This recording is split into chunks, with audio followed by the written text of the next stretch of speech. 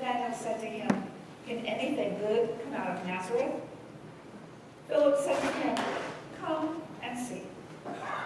When Jesus saw Nathanael coming toward him, he said of him, "Here is truly an Israelite in whom there is no deceit." Nathanael asked him, "Where did you get to know me?" Jesus answered, "I saw you under the fig tree before Philip called you." Nathanael replied, "Rabbi, you are the Son of God. You are the King of Israel." Jesus answered, "Do you believe because I told you that I saw you under the fig tree? You will see greater things than these." And he said to him, "Very truly I tell you, you will see heaven open and the angels of God ascending and descending upon the Son of Man." The Gospel of our Lord. Praise to you, Lord Christ.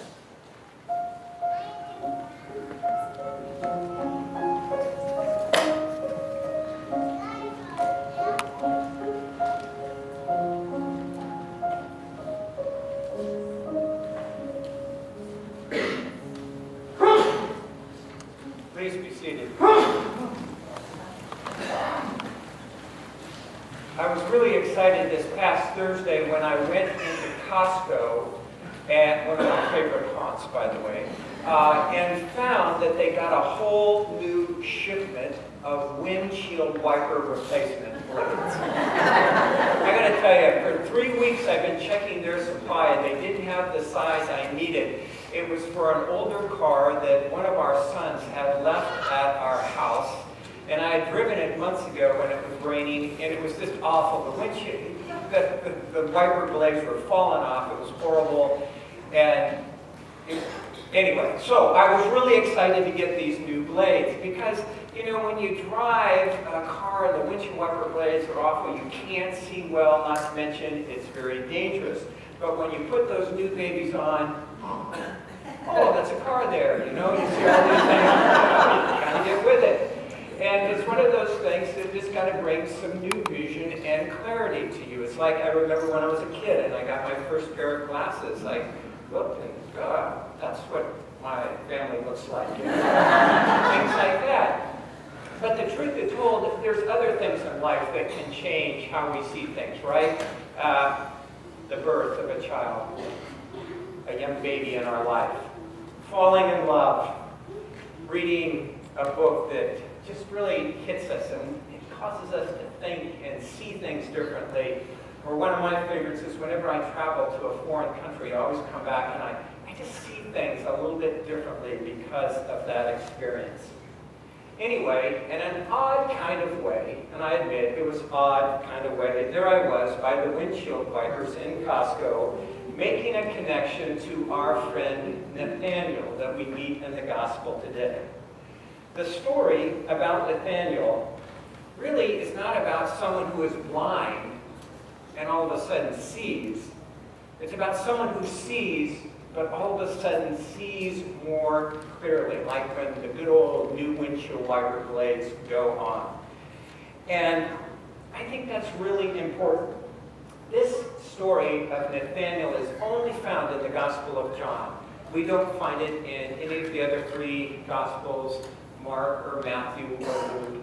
And I'm grateful to the writer of John for including it, because I think in this story it underscores something that is at the heart of being a follower of Jesus. And that is that we see in a new way. We see in a clear way. We see in a different way, rather than the way that so often we're taught to see in this world. But we start seeing through the lenses or the glasses or the eyes or the windshield of Jesus. We start looking at things differently. Nathaniel, upon being approached by his friend Philip about Jesus, responds to him with a very snarky, sarcastic, and prejudicial comment. He says, "What good can come out of Nazareth?" What good can come out of that place? And the truth of the matter is, that kind of comment is probably one that all of us know in some way or another. Whether it's a result of being snobby or the result of being prejudiced, we've had that experience of looking at someone or something and going, what is that? We know that. Now, Philip doesn't overreact to Nathaniel's comment, but simply says, come and see. And Nathaniel, to his credit, does precisely that. But before Nathaniel is even aware that he is seeing Jesus, Jesus is seeing him and saying to him, I know you, I saw you under a fig tree. Jesus saw and knew Nathaniel long before Nathaniel had a clue that Jesus saw him or knew him. And it reminds me of the psalm that we read today, Psalm 139, a wonderful psalm. I hope you read it a couple times this week. It's good for you, so think about it. But I love the part in it where it talks about God knowing us before we were even born. When we were being formed in our mother's womb, God knows us. It's that kind of knowing. And that's what it reminds me of.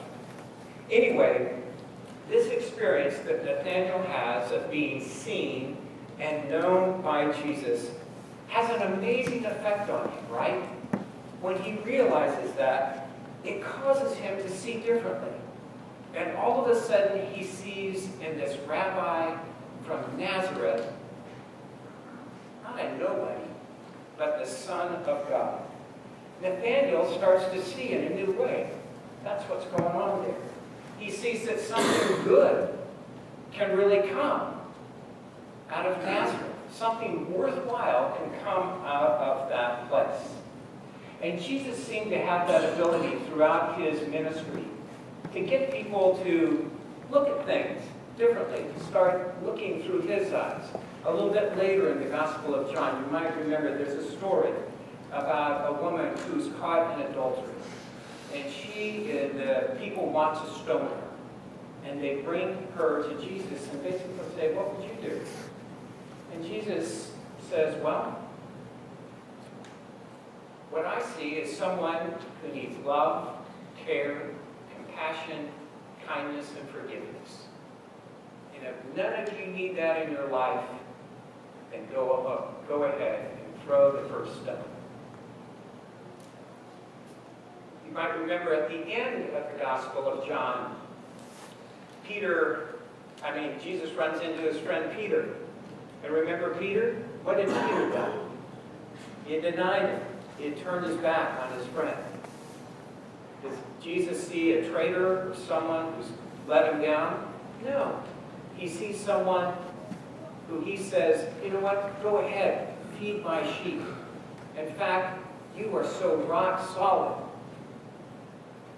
I'm going to build a church on you. Jesus saw in that woman, as he saw in Peter, as he saw in Nathanael, as he sees in each and every one of us, someone who needs love, care, compassion, kindness, and forgiveness. A couple of weeks ago, I was really struggling with some people I was meeting with. And I got to tell you, they don't go to this church. You don't even know who they are. So, not that I haven't struggled with some of them. But I have to admit, I felt so weird because the thing that just kind of set me off were all the bumper stickers on their car. And so I just found myself starting to, I hate to say it, I was looking down on them. I was feeling contempt for them. And then I remembered an interview I had seen a couple of weeks before that with a guy named Arthur Brooks, and he was talking about the problem of contempt in our country and how he struggled with it, and he sometimes writes with the Dalai Lama. So he asked the Dalai Lama, what do I do? And the Dalai Lama said, practice warm-heartedness. Practice warm-heartedness with people. And I go, that sounds like something Jesus would tell me. And by golly, I did. And it made all the difference in the world in the conversation I had with these people. It was actually a really great conversation. Warm-heartedness. It's not asking you to change your values or anything like that, but it's asking you to be warm-hearted to another person. To see in them someone who needs love and kindness and forgiveness, and throw in a touch of patience there too. That's good too, warm-heartedness. And it really does make a difference. Some of you may remember a man by the name of Peter Gomes. He was a professor at the Divinity School at Harvard, and he was the primary preacher in Harvard's famous chapel, their Memorial Church. And in one of his sermons, he references a painting by Holman Hunt. And I think I know I projected this picture for you at one time when we used to be able to project things. And the picture, the painting is called The Light of the World. And there's a big rendition of it in St. Paul's Cathedral, London. And as I describe it, it might come to mind if you don't know what I'm talking about. It's Jesus, it's in the dark, and he's standing outside a closed door. In his left hand, he has a lantern, and with his right, he's knocking on a door that has no handle. It's only can be opened from the inside, with kind of vines and stuff growing over it. Does this sound familiar to anybody? Yeah. Thank you. Good. Thank you. Yeah. Good. Anyway, most people say that really what's going on there is that Jesus is knocking on our hearts and asking to come into our life with his light and love.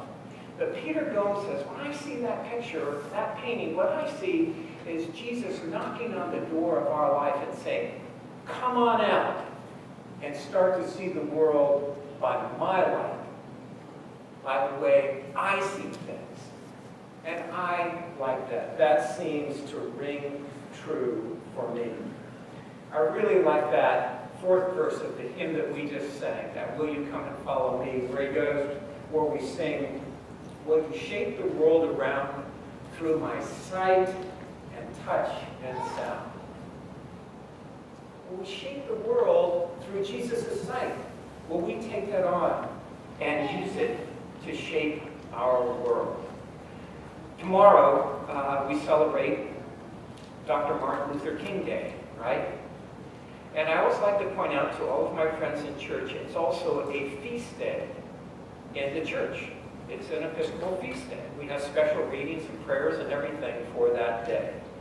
But on that day, we give thanks for a man who knew that profound love of God and Jesus in his life. It caused him to see the world through the eyes of Jesus.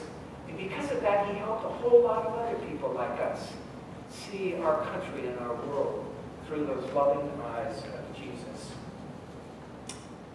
In just a few moments, we're going to baptize Bryn and Tyler. Who's somewhere, right? Who's in the nursery? Okay, we'll see him soon. And I think one of our great hopes and prayers for Bryn and for Tyler is that through their baptism, they come to know that great love of God that has known them before they had any clue about God and Jesus, knew them when they were just little cells or whatever. And that knowing that love in their life, it will enable them to start seeing the world through the eyes of Jesus. And not just seeing it, but indeed starting to shape the world through the eyes and touch and sound of Jesus. And isn't that our hope for each and every one of us too? That through that great love of God that knows us and loves us, that it helps us shape our world day in, day out, to be the kind of world that Jesus sees and knows it to be. Amen.